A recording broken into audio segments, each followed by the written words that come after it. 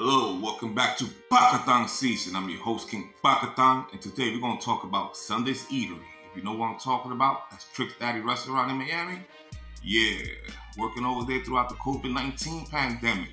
It's crazy as hell. But before we get into it, right, please hit that like, share, subscribe button, and please hit that notification bell so you will know when I'm, posting something new if you're interested. But nevertheless, with no further delay, let's get into it.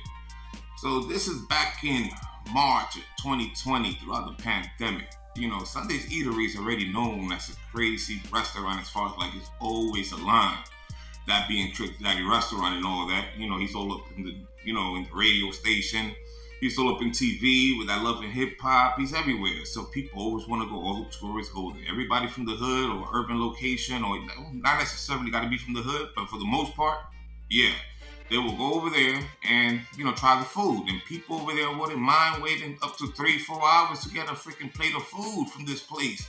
I'm like, wow, listen, I love food. I'm a chubby guy, as you can see. But what the hell? I would never, ever in my goddamn life wait for no food 4 hours if for free. So imagine me paying for it. And the food wasn't cheap either.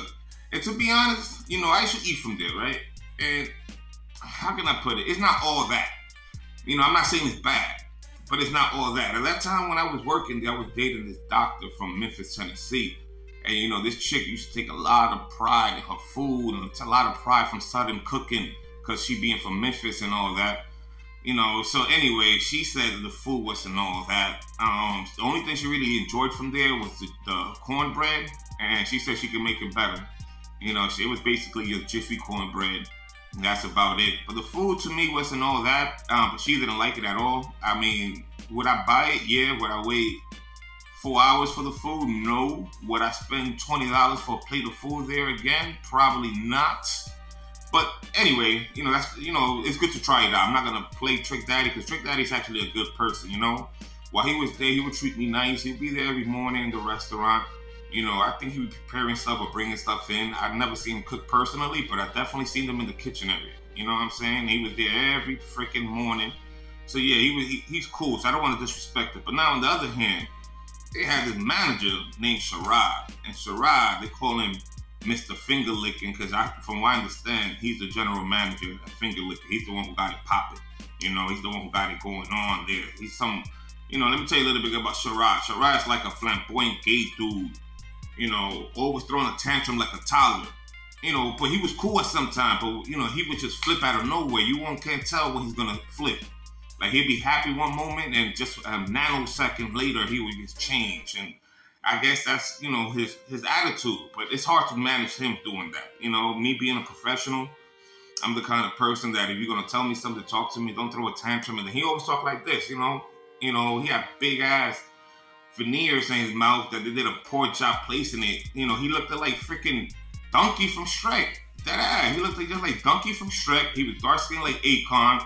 So he looked like a dark skinned Shrek donkey. You know what I'm saying? So basically, if he was a black donkey, put him with some Louis Vuitton and some Gucci, that's Sherrod right there. That's Sherrod right there. You feel me? And he was like a male diva type attitude.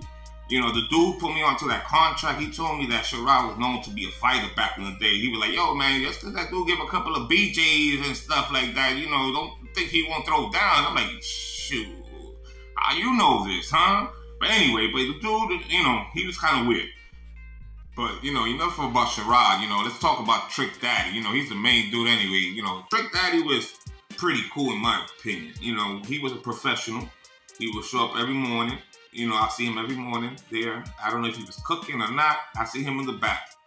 I see that, he would take pictures with clients, customers, fans, whatever you want to call them. I see him. I don't know if he was pretend cooking or he was really cooking. I'm not saying the men don't cook. I'm just saying I see him in the back. I'm not sure if I see him cook for myself. But I did definitely see him carrying stuff. So, like I said, take everything with a grain of salt. Like I said, I was working the outside. I was doing the protection I was a protection specialist for Sunday's Eatery throughout the COVID-19 pandemic for a few months. But going back to Trick Daddy, he's a professional, like I told you. The only thing with Trick Daddy is this during the nighttime when he get drunk, he's a fucking terror. This guy will go out to all the strip clubs like Rolex and The Office and all these places. He would end up in places like the Cave and do all kind of shit. Matter of fact, talking about the Cave, there was one time I was working there, and it was the same year, 2020, and Trick Daddy go over there all drunk and shit, and we let him in. He get in with his hat because at the Cave you can't wear no hats. So Trick Daddy did get in with his hat. Anyway, so he started acting all crazy and shit, want to act like he want to fight. So people told, the manager, like, he gotta fucking go. He acting like a fucking goon. Like, there's something I don't get. I don't know why rich-ass motherfuckers over act stupid. You rich already. You don't need to get locked up. I can understand you go for a lawyer. I can understand that. I can understand you go for a bail.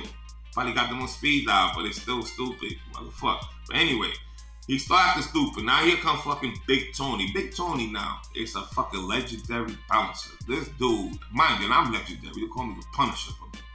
But Big Tony, he's like on a different level legendary. You know what I'm saying? This dude like 6'8", 450 pounds. I think he was like a linebacker back in the days. I know he was a professional football player once upon a time. Matter of fact, Big Tony's so strong. They had this guy named Richard Gordon, and he went to one particular club that he was not supposed to go into there, and fucking the only person who could take him out was motherfucking Big Tony. And if you know who the fuck Richard Gordon is, he's a fucking brute.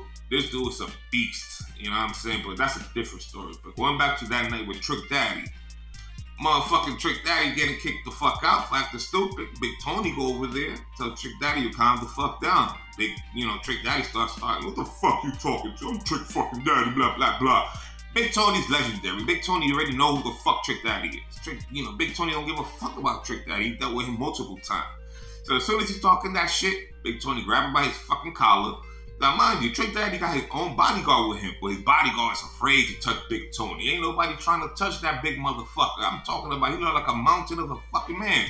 Big Tony grabbed motherfucking Trick Daddy by his fucking collar, like I told you, and rolled this motherfucker out the club like a motherfucking soccer ball kicked off in FIFA. I swear to God, that was some funny shit.